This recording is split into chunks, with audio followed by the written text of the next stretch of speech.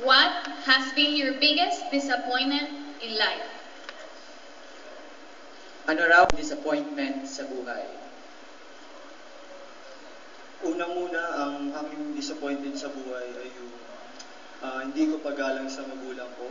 At ngayon pinagsisisihan ko ito dahil isang malaking bagay, mahalin natin ang ating magulang dahil siya ang pangalawang utos ng Diyos para sa mga Katoliko. Yun ang po na salamat. I think for me, it's about not giving love, showing love to my parents. And now what I'm doing is trying to show how much I love my parents. And that's one of that we can find in the Bible as given by God. Thank you. It's about to become Easter International.